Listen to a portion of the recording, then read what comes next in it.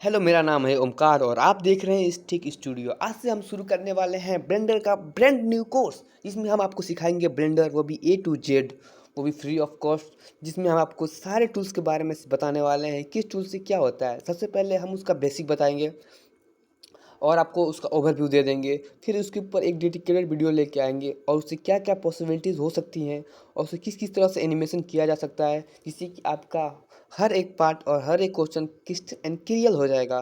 और वो वीडियो देखने के बाद आपके मन में उस टूल्स या फिर उस एड ऑन के लिए कोई भी सवाल नहीं रहेगा। और इसी के साथ हम हर हफ्ते के लास्ट में एक ऐसा वीडियो लेकर आएंगे जिसमें आपके द्वारा पूछे गए क्वेश्चन का हम आंसर देने का प्रयास करेंगे। अगर फिर भी कोई क्वेश्चन रह जाता है किसी भी मॉडल या फिर मॉडिफायर्स के ऊपर, आप हमें कमेंट करके पूछ सकते हैं। हम जिस दिन लाइव आएंगे उस दिन उसका आंसर देने का पूरा पूरा प्रयास करेंगे। इसी के साथ हम वीडियोस को शुरू करते हैं बिना किसी देरी के। सबसे पहले जब अपने ब्लेंडर का 3D व्यू पॉइंट ओपन करते हैं, अब कुछ ऐसा इंटरफेस दिखने को मिलता है जिसमें आपको सबसे पहले दिखने को मिल रहा होगा, ऊपर ब्लेंडर लिखा हुआ है, वो भी है 4.0.0। और आपको एक मिलता है जनरल ऑप्शन, एक मिलता है 2D ऑप्शन, एक मिलता है स्क्रिप्टिंग ऑप्शन, और एक मिलता है VFX ऑप्शन, और एक मिलता है वीडियो एडिटिंग ऑप्शन। सबसे पहले है हम देख लेते हैं कि जनरल क्या होता है। जब आप जनरल क्लिक करते हैं तो आपको एक 3D व्यू पॉइंट ओपन हो जाता है, जिसमें आप एडिटिंग कर सकते, आई मीन मॉडलिंग कर सकते हैं, और कोई भी मॉडल्स को क्रिएट कर सकते हैं, एडॉन्स का यूज़ कर सकते हैं, कैमरा का यूज़ कर सकते हैं, या फिर एनिमेशन डिज़ाइन कर सकते हैं। ये बेसिकली एक लाइट है, और लाइट का एक यूज़ होता है ऐसे पर मेक श्योर कि जो लाइटनिंग आपके जो मॉडल कर रहे हैं उसमें कमी ना आए। तो दूसरा है 2D एनिमेशन।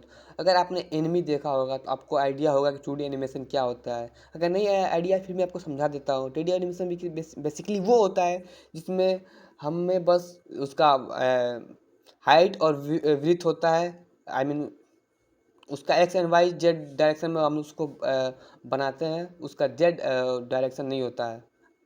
बस वो एक्स एंड वाई डायरेक्शन में हम किसी मॉडल क्रिएट करते हैं, वो 2D हो गया। जैसे कि रेक्टेंगल बहुत अच्छा सा एग्जांपल है। और आपको मेक श्योर कि आप कोई ना कोई एनिमी देखना चाहिए। अगर आपने मोटू पतलू देख रखा है तो वो तो बेसिकली 2D या 3D कंफर्म नहीं है, लेकिन जितने भी एनिमी आती हैं जैसे कि नारुतो, वन पीस, ये सब 2D है। और इसे कुछ टूल्स वूल्स दिए हुए हैं जिसके बारे में हम लोग बाद में बात करने वाले हैं। फिलहाल हमारा जो पॉइंट ऑफ व्यू रहेगा वो रहेगा आपके 3D मॉडलिंग के ऊपर, क्योंकि ये बेसिकली ब्लेंडर का 3D कोर्स है और हम लोग 2D को भी बहुत ही जल्दी कवर करने वाले हैं। और जो हमारा तीसरा ऑप्शन मिलता है वो मिलता है हमें स्क्रिप्ट मॉडल का। इसमें बेसिकली हम मॉडलिंग कर सकते हैं, या फिर काफ़ी जो डिटेल में जो हम मॉडलिंग करते हैं, या फिर जब फेस रिगिंग करते हैं या फिर फेस डिज़ाइन करते हैं, वहाँ पे इस टूल का काफ़ी ज़्यादा यूज़ होता है। इसमें अलग अलग ब्रश दिए हुए हैं, इसमें काफ़ी अलग अलग ब्रश दिए हुए हैं जिससे कि आप डिटेल में मॉडलिंग कर सकते हैं। और ये आपकी सोच पर डिपेंड करता है कि आप किस बस को किस लेवल पे यूज़ करते हैं और किस तरह का क्रिएटिविटी आपके दिल में भरा हुआ है, आपके दिमाग में भरा हुआ है, और आपको उसको किस तरह से पेश करते हैं।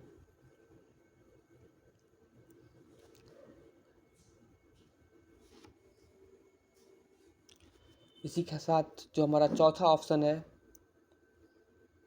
और इसमें भी काफ़ी ज़्यादा टूल्स दिए हुए हैं और हम हर उस टूल्स के ऊपर बात करने वाले हैं आने वाली वीडियोज़ में। सबसे पहले अपने ब्लेंडर का बेसिक जानेंगे कि किस टूल से क्या होता है। फिर उसके बाद हम 1 महीने बाद उसका सारे शॉर्टकट्स जानेंगे ताकि हमें यूज़ करने में काफ़ी ईजी हो जाए, और कुछ एडवांस के बारे में जानेंगे जिससे कि हमारा जो एडिटिंग काम होता है काफ़ी ईजी हो जाए। और जो हमारा चौथा ऑप्शन दिया हुआ है वो दिया हुआ है VFX का। यहाँ बेसिकली हमारे पास एक टाइमलाइन दी हुई है। यहाँ पे हमारा व्यू पॉइंट जो मेरा व्यू कैसा शो होगा, यहाँ बेसिकली हम इमेज या फिर वीडियो को इंपोर्ट कर सकते हैं और उसको एडिट कर सकते हैं। ये हम पे डिपेंड करता है कि हम किस तरह की वीडियोस को यहाँ पे एडिट करना चाहते हैं। हमने यहाँ पे एक वीडियो इंपोर्ट किया है, जिसके नीचे हमारा ट्रैकिंग या फिर ग्राफ दिया हुआ है जिससे कि हम ट्रैक कर सकते हैं, और बगल में कुछ एडॉन्स दी हुई हैं जिससे कि आप इजीली ट्रैक कर सकते हैं। फेस ट्रैक करना है, एक्शन ट्रैक करना है, फिर जो भी आपको ट्रेस करना है आप यहाँ पर उसको देख सकते हैं। इसके ऊपर भी वीडियोज़ आने वाली हैं काफ़ी जल्दी। मॉडलिंग का ट्यूटोरियल ख़त्म होने के बाद हम इसी के ऊपर बात करने वाले हैं, और मेक श्योर कि आपको VFX सीखने में और भी मज़ा आएगा। इसमें हम बात करेंगे ब्लेंडर, डिविंसी रिजॉल्व और आफ्टर इफेक्ट। ये जो तीनों सॉफ्टवेयर हैं, हम तीनों सॉफ्टवेयर के ऊपर वीडियो एडिटिंग या फिर वीएफएक्स के ऊपर बात करने वाले हैं। और जो वीडियो एडिटिंग है वो भी हम तीनों सॉफ्टवेयर्स के ऊपर सीखेंगे। सबसे पहले जो हमारा है ब्लेंडर, और उसके बाद DaVinci Resolve. DaVinci Resolve free of cost software है जो कि आपको प्रोवाइड करता है best quality of video editing, colour grading. जो आप डिवेंसी रिजोल्व में जो आप कलर ग्रेडिंग कर सकते हैं वो आप दुनिया के किसी भी टूल्स में कलर ग्रेडिंग वो उस लेवल का आपको नहीं मिलेगा। ना ही वीडियो प्रीमियम में मिलेगा, ना ही ब्लेंडर मिलेगा। कोई भी जो सॉफ्टवेयर है, पेड सॉफ्टवेयर, डेविंसी रिजोल्व फेमस इसीलिए है कलर ग्रेडिंग के लिए। और हम जब डेविंसी रिजोल्व को सीखेंगे तो हम ज़्यादा फोकस करेंगे कलर ग्रेडिंग पे ही। आपको बताएंगे कलर ग्रेडिंग क्या होता है। और यहाँ पे कुछ टूल्स दी हुई हैं जहाँ से आप वीडियोस को फाइंड कर सकते हैं और वहाँ से इसको इंपोर्ट कर सकते हैं। और नीचे भी कुछ टूल्स दिया हुआ है, view, select, mark, add, script, image. और इसमें भी हम एन प्रेस करके कुछ एडॉन्स को यूज़ कर सकते हैं जो इसके हमारे लेफ्ट साइड में दी हुई है। एक रेंडर है, एक न्यू है, एक एडिट है। उसके जस्ट बगल में टूल है, प्रोफेक्सी है, स्पेक्ट्रोसियम है और आइटम है, जिसको हम यूज़ कर सकते हैं ऐसे वीडियो एडिटिंग। जब आप यूज़ करेंगे तो हम हर टूल्स के ऊपर बात करने वाले हैं। किस टूल से क्या होता है, उसकी क्वालिटी क्या होनी चाहिए, इमेज की रेजोल्यूशन क्या होना चाहिए, फ्रेम रेट क्या होना चाहिए, सारे टूल्स जो हमारे राइट हैंड साइड में दिया हुआ है और हम उस सब के ऊपर बात करेंगे। और यहाँ पे कुछ हमारे पास सीन दी हुई हैं जिससे कि हम अपने सीन को ऐड कर सकें, मतलब वीडियोस को ऐड कर सकें। और इसके बाद हमारे पास कुछ और भी टूल्स दी हुई हैं जिसके ऊपर हम पूरा डिटेल में बात करने वाले हैं आने वाली वीडियोस के में। और जितने भी हमारे पास नोट्स ऑप्शन दिए हुए हैं हम सबको कवर करने का प्रयास करेंगे।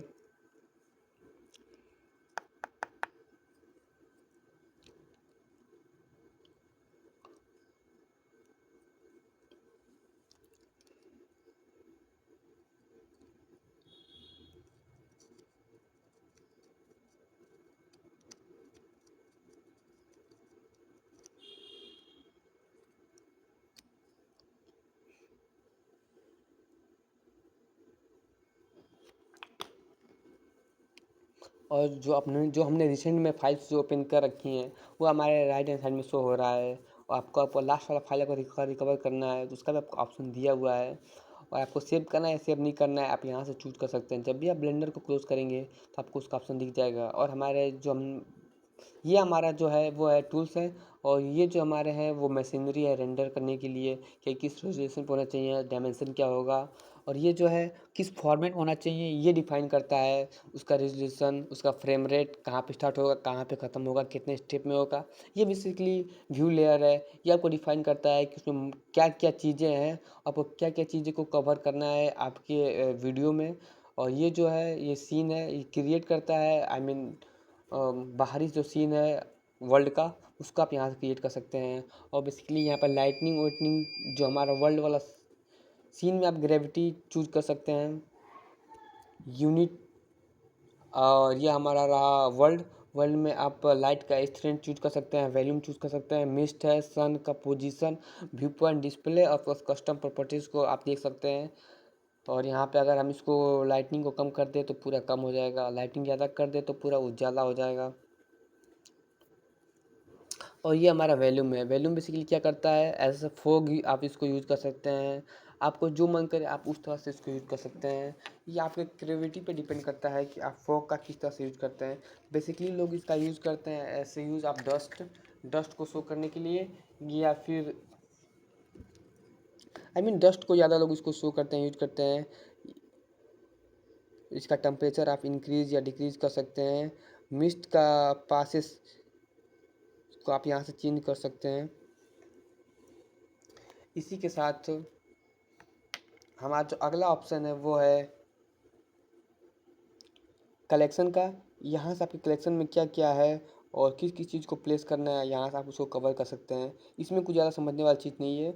इसके बाद जो हमारा ऑप्शन आ जाता है वो है ऑब्जेक्ट का, जो कि हमारे सभी क्यूब है। यहाँ पे उसका रोटेशन किस डायरेक्शन में रोटेट करेगा, उसका लोकेशन, उसका स्केलिंग, उसका जितना भी डाटा है आप उसको यहाँ से देख सकते हैं या फिर चेंज कर सकते हैं। उसका रिलेशन जो नीचे हमारा दिया हुआ है डाटा ट्रांसफ़र, आप इसको डाटा ट्रांसफ़र भी कर सकते हैं एक ऑब्जेक्ट से दूसरे ऑब्जेक्ट में। आप उसका रिलेशन, जो एक ऑब्जेक्ट जो जैसा ही मोशन कर रहा है, आप चाहते हैं कि जो दूसरा ऑब्जेक्ट है सेम वैसा ही मोशन करे, तो आप बेसिकली यहाँ पर रिलेशन का यूज़ कर सकते हैं। कलेक्शन दिया हुआ है। और जो हमारा अगला सेक्शन है वो है मॉडिफायर का। मॉडिफायर में बेसिकली 5 ऑप्शन है: geometry note, edit, generator, deform और फिजिकल। जो हमारा एडिट है उसमें भी कुछ ऑप्शंस दिए हुए हैं और उनके बारे में हम सबसे लास्ट में बात करेंगे, उतना ज़रूरी नहीं है। तो जनरेटर है, इसमें कुछ हमारे मॉडिफायर दिए हुए हैं, ये काफ़ी ज़रूरी है। इनके बारे में हम एक बाय एक करके बात करने वाले हैं आने वाली वीडियोज़ में। तो हमारा अगला ऑप्शन है वो है डिफॉर्म, और इसके बारे में भी हम बात करने वाले हैं। ये तो काफ़ी ज़्यादा यूज़फुल टूल्स हैं। पर सबसे पहले हम यूज़ करेंगे, जानेंगे जनरेटर के बारे में, फिर जानेंगे हम डिफॉर्म के बारे में, उसके बाद हम जानेंगे फिजिक्स के बारे में। बेसिकली आपने जो फिजिक्स पढ़ रखा है स्कूल में, ये वाला फिजिक्स नहीं है, इसका फिजिक्स थोड़ा अलग काम करता है। तो हमारा अगला ऑप्शन है वो है ज्योमेट्री नोट। ज्योमेट्री नोट काफ़ी ज़्यादा ही स्ट्रॉन्ग नोट है। इसका बेसिकली यूज़ किया जाता है काफ़ी ज़्यादा लार्ज स्केल में किसी एनिमेशन को परफॉर्म करने के लिए। आप इससे हर वो काम कर सकते हैं जो आप सोच सकते हैं, या फिर आपको काफ़ी पावरफुल टूल्स है और इसकी मदद से आप हर वो काम कर सकते हैं जो आप सोच भी नहीं सकते। जो हमारा अगला ऑप्शन है वो है पार्टिकल प्रॉपर्टी। पार्टिकल प्रॉपर्टी का बेसिकली हम लोग यूज़ करते हैं फॉर द ऑब्जेक्ट डिफॉर्मेशन, और इसके बारे में हम पूरा डिटेल में वीडियो लेके आएंगे, या फिर आपको आई बटन में शो हो रहा होगा। और बेसिकली आपको हेयर ऐड करना है, उसके लिए भी आपको पार्टिकल के बारे में जानना होगा। और जो हमारा अगला ऑप्शन है वो है मोशन ट्रैकिंग के ऊपर, और जो उसके बाद ऑप्शन है वो है वर्टेक्स ग्रुप के बारे में। यहाँ से आप अपने डाटा का ग्रुप बना सकते हैं, उसका वेट चेंज कर सकते हैं। और जो हमारा अगला ऑप्शन है वो है मटेरियल। यहाँ से आप मटेरियल का कलर चेंज कर सकते हैं, और उसका मेटेलिक व्यू, ग्लासी व्यू, कौन सा व्यू होगा, हमारा जो मैटर होगा कौन सा नेचर शो करेगा, आप उसको यहाँ से चेंज कर सकते हैं। और ऊपर हमारा कुछ सॉलिड व्यू दिया हुआ है। सॉलिड व्यू में बेसिकली ये हमारा जो कलर है वो काम नहीं करता है, उसके लिए आपको रेंडर व्यू में आना पड़ेगा। अगर आपको सॉलिड व्यू में ही कलर शो करवाना है तो आपको यूज नोट का आपको यूज़ करना पड़ेगा। यूज नोट की मदद से आप अपने सॉलिड व्यू में भी कलर को चेंज कर सकते हैं या फिर रेंडर कर सकते हैं। ये आप पे डिपेंड करता है कि आप यूज नोट का यूज़ करते हैं या फिर नॉर्मली यूज़ करते हैं। आपको नॉर्मली यूज करने के लिए आपको जाना होगा शेडर टैब में या फिर शेडर व्यू में। यहाँ भी कुछ प्रॉपर्टीज दी हुई हैं, ये ग्लास की प्रॉपर्टीज है। जब आप ग्लास के बारे में हम बात कर रहे होंगे तो आपको ट्रांसपेरेंट ग्लास चाहिए तो यहाँ से उसका आप अल्फा ब्लेंड में कन्वर्ट कर सकते हैं, या आपको कुछ डिफ़ॉल्ट लाइब्रेरी मिलती है ब्लेंडर के द्वारा, जिसमें काफ़ी ज़्यादा मटेरियल जो है आपको डिफ़ॉल्ट मिलते हैं, जिनका आप यूज़ कर सकते हैं अपने डेली लाइफ में या फिर डेली मॉडलिंग में। इसमें जो सबसे पहला नाम आता है वो है टाइल्स 1970। फिर जो है ग्लास है, प्लास्टिक है, बिल्डिंग है, लेमन है, चॉकलेट है, वुड है, और जितने भी आम हमारे वर्क के मॉडल्स हैं आपको सब इसमें देखने के लिए मिल जाएंगी। बेसिकली जिसको मैं अभी क्लिक किया था वो बेसिकली रोटेशन के लिए यूज़ होता है, और आपको उसमें अप्लाई करने के लिए बस ऐड टू शेडर करना है, जिससे कि आप उसको ईजिली अप्लाई कर सकते हैं। और इसमें काफ़ी ज़्यादा अमाउंट में मटेरियल दी हुई हैं, इससे आपका बेसिकली नॉर्मली आपका जो वर्क होगा मटेरियल का उसको ये फुलफिल कर देगा। और आपको डिटेल में अगर करनी है तो आपको बेसिकली आपको शेडिंग टैब के बारे में पूरा जानना होगा, और उसके ऊपर हम डिटेल में वीडियो बनाएंगे बाद में। ये तो बेसिकली ओवरव्यू दे रहे हैं थोड़ा बहुत। और ये रहा हमारा शेडर टैब, जिसमें आप शेडिंग कर सकते हैं, कलर ऐड कर सकते हैं, कलर की लाइटिंग को सेट कर सकते हैं, कौन सा कलर कहाँ पे परफॉर्म होगा उसको सेट कर सकते हैं, कौन सा कलर का क्या यूज़ होगा और कैसे परफॉर्म करेगा। और ये बेसिकली जो हमारा लास्ट ऑप्शन है वो टेक्सचर है। यहाँ से जो आपका ऑब्जेक्ट होगा वो कौन सा टेक्सचर होगा। इसी ये काफ़ी यूज़फुल टूल है। इसके और ज्योमेट्री की मदद से आप कई सारे एनिमेशन हैं जिसको आप परफॉर्म कर सकते हैं, और इसको हम लोग देखेंगे भी आगे आने वाली वीडियोज़ में। और ये हमारा बेसिकली मॉडिफायर्स का टूल्स है। एंड प्रेस करके आप जितने भी मॉडिफायर हैं उन सबको आप एक्टिव कर सकते हैं। बेसिकली मेरा एक मॉडिफायर काम नहीं कर रहा है क्योंकि मैंने डाउनलोड कर रखे हैं 4.0, और ये जो एडवांस है ये बेस्ड है 3.6 पे। इसको हम बेसिकली बाद में चेंज करने वाले हैं। ये कोई बड़ा डील नहीं है, इसको आने वाली वीडियोस में हम सेट करने का पूरा पूरा प्रयास करेंगे। बेसिकली अभी ये नया अपडेट आया है तो ये अभी उस पर परफॉर्म नहीं करेगा, क्योंकि हमारा जो भी अपडेट है इसके टिफाई का अभी आया नहीं हुआ है। तो हम उसका वेट कर रहे हैं, जैसे अपडेट आता है हम उसको डाउनलोड कर लेंगे 4.0 वाला, और फिर काफ़ी ईजी हो जाएगा हमें आपको बताना कि हम कौन सा बटन को टाइप कर रहे हैं या फिर क्या ही कर रहे हैं। आपको लेफ्ट साइड में सब शो होगा।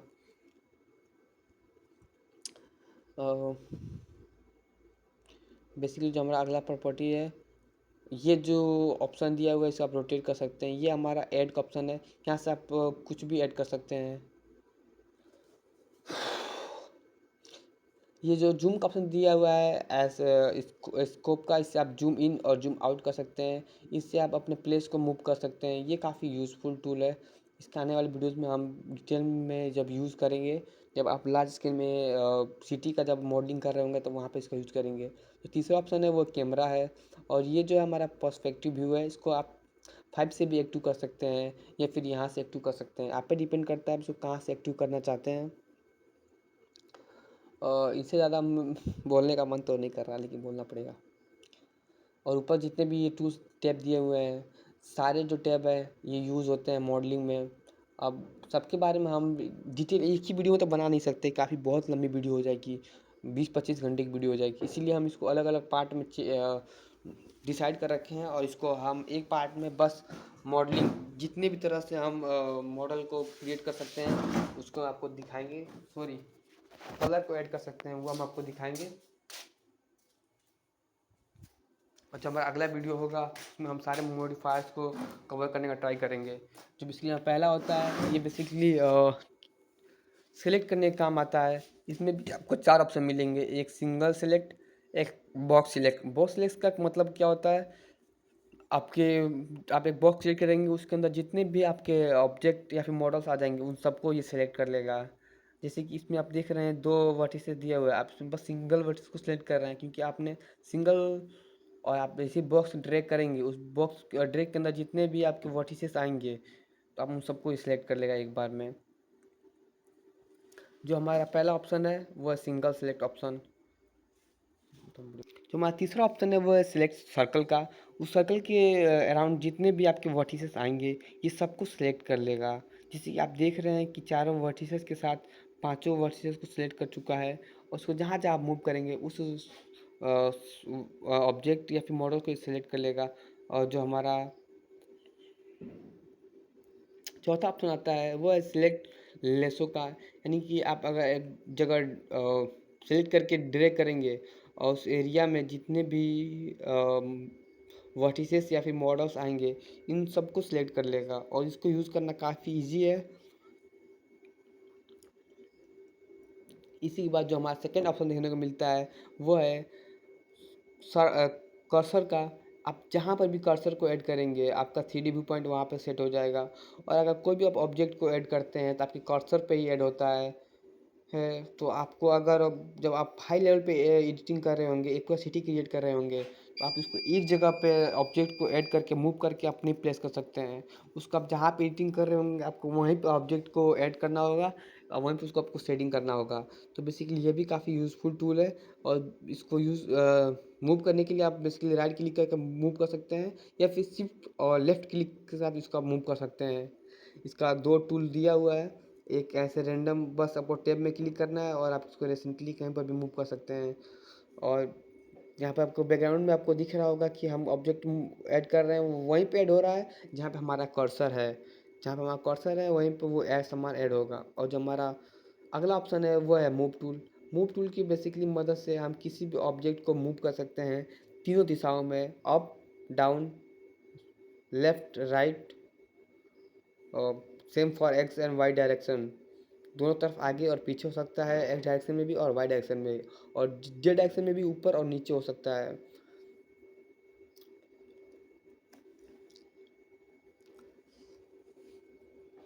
इसी के साथ आपको हम एक एनिमेशन दिखाने वाले हैं। सबसे पहले हम इसको एक प्लेस पे प्लेस कर दिए हैं, तीनों को अलग अलग कर दिए हैं, और हम अपने टाइम टाइम बार के ऊपर कर दिए हैं। बेसिकली ये जो है ये हमारा टाइम की है, और हम अपने ऑब्जेक्ट को क्लिक करेंगे और ऐड लोकेशन पे सेट कर देंगे।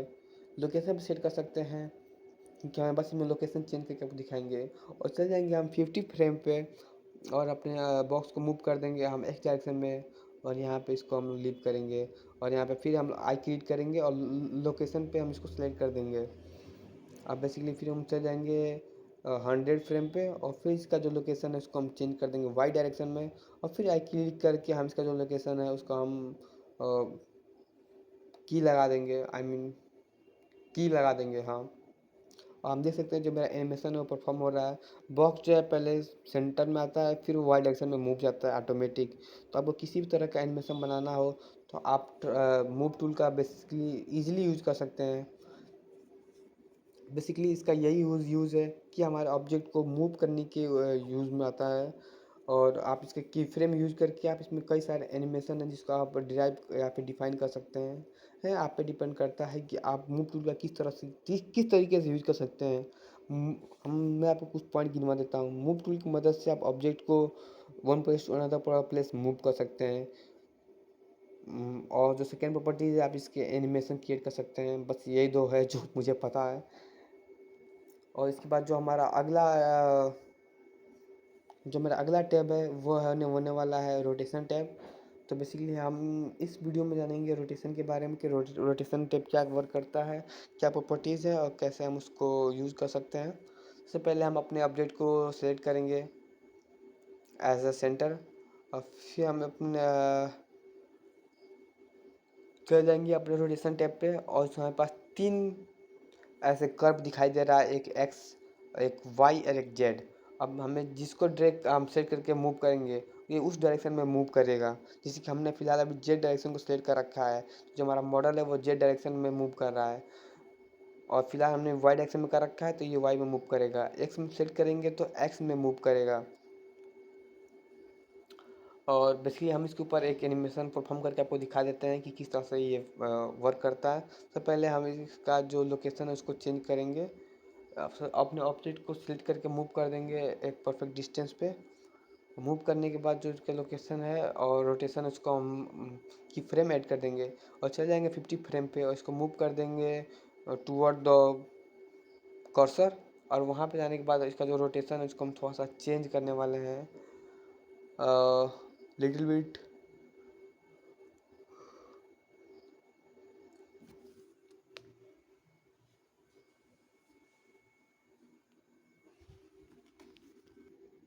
आपको 3D से रिलेटेड वीडियो देखने के लिए आप हमारे चैनल को सब्सक्राइब कर सकते हैं और इसी तरह के मज़ेदार कंटेंट को एंजॉय करिए।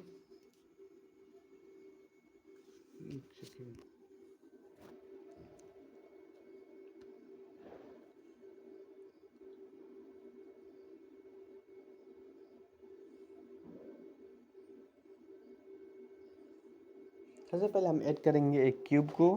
जैसे हम 3D व्यू पॉइंट को ओपन करते हैं तो हमारे सामने एक क्यूब ऐड ऑटोमेटिक ऐड होकर आ जाता है। और जो हमारा इसमें अगला हम जिस टूल के बारे में बात करने वाले हैं वो रोटेशन ट्यूब टूल।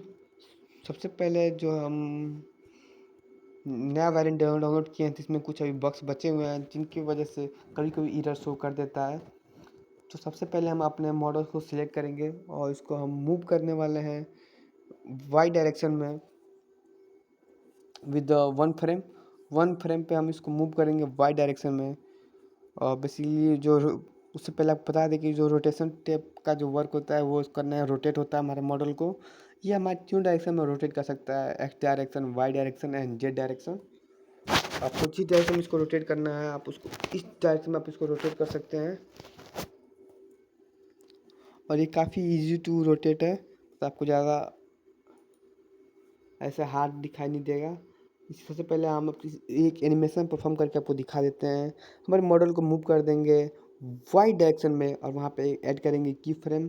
और फिर हम चले जाएंगे 50 की फ्रेम पे और मॉडल को मूव करेंगे हम कर्सर के पास और उसको थोड़ा सा रोटेट कर देंगे हम वाई डायरेक्शन में और ऐड कर देंगे एक की फ्रेम, वो भी हमारे मॉडल के पास, कर्सर के पास। और फिर यहाँ पे हम इसको रोटेट करके एक की फ्रेम ऐड कर देंगे। फिर अपने हम मॉडल को मूव करेंगे एक्स डायरेक्शन में और वहाँ पे हम इसको रोटेट करने वाले हैं जेड डायरेक्शन में। जेड रोटेट करने वाले हैं और ऐड कर देंगे लोकेशन प्लस रोटेशन का की फ्रेम। और हम देख सकते हैं जो हमारा ऑब्जेक्ट है पहले कैसे रोटेट हो रहा था और सेंटर के बाद कैसे रोटेट होने लगा। और ये काफ़ी कूल एनिमेशन बन के रेडी हो चुका है। और इसी तरह का कूल कूल एनिमेशन बनाने के लिए आप हमारे चैनल को सब्सक्राइब कर सकते हैं। ये रहा बेसिकली ब्लेंडर का पार्ट 1। और इसके बाद हम अगले टूल्स को देखने वाले हैं जो कि है स्केल टूल, और उसके ऊपर भी हम एक एनिमेशन देखने वाले हैं। तो चलिए हम अगले वीडियो में मिलते हैं। धन्यवाद।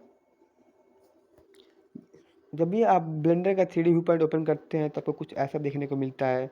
एक बॉक्स है और बेसिकली जो स्केल टूल का यूज़ होता है ये हमारे मॉडल को स्केल करने का यूज़ में आता है। ये हमारा बॉक्स रहा। हम अब आगे स्केल व्यू में इस स्केल व्यू में हम अपने मॉडल को स्केल कर सकते हैं एक्स वाई और जेड डायरेक्शन में। जिस डायरेक्शन में आपको स्केल करना हो उस डायरेक्शन में आप मॉडल को स्केल कर सकते हैं। चलिए हम इसमें एक एनिमेशन को कवर कर लेते हैं। सबसे पहले हम अपने मॉडल को सिलेक्ट करेंगे और इसको मूव करने वाले हैं वाई डायरेक्शन में। और ऐड करने वाले हैं हम लोग आई प्रेस करके ऐड करने वाले हैं लोकेशन रोटेशन प्लस स्केल का की फ्रेम। और फिर हम चले जाएंगे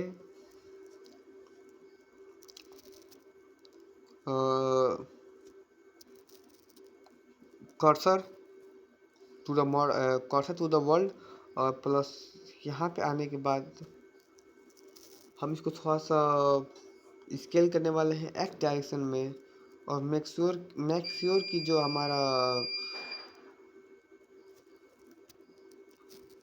हमारा की फ्रेम हो वो 50 पे सेट हो।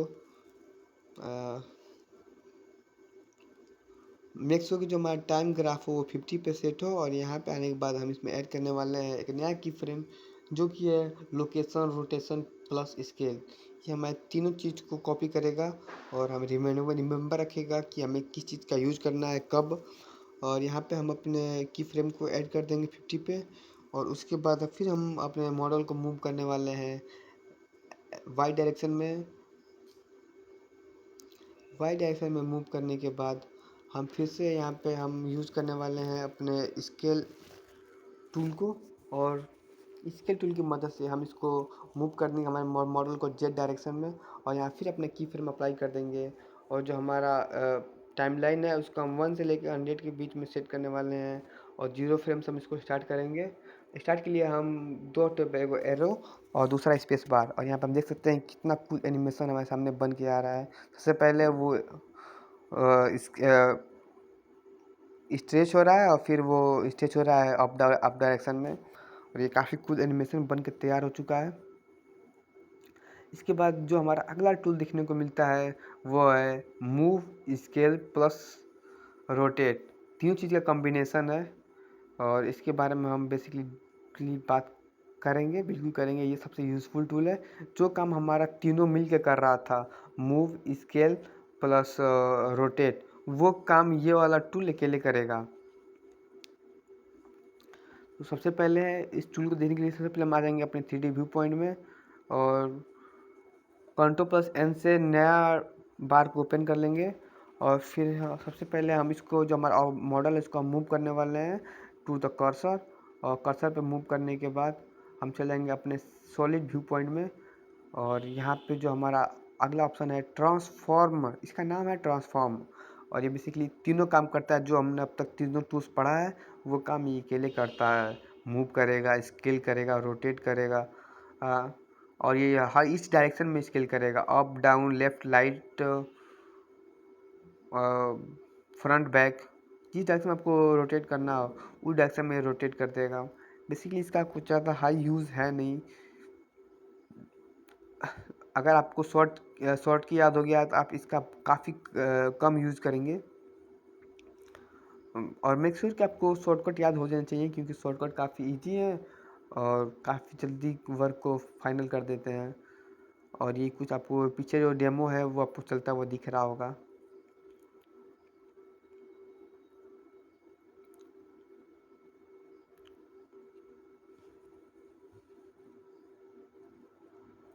और जो हमारा अगला टैब है वो है पेंसिल। इससे बेसिकली आप प्रेडिक्ट कर सकते हैं कि हमारा मॉडल कहाँ पे होगा, कहाँ पे हमें रिवर बनाना है, कहाँ पे हमें क्या बनाना है। चलिए इसको एक एग्जांपल दिखा देते हैं। सबसे पहले आ जाएंगे हम अपने 3D व्यू पॉइंट में, और पेंसिल को हमने सेट कर रखा है। यहाँ पे हमारा स्टेशन बनेगा।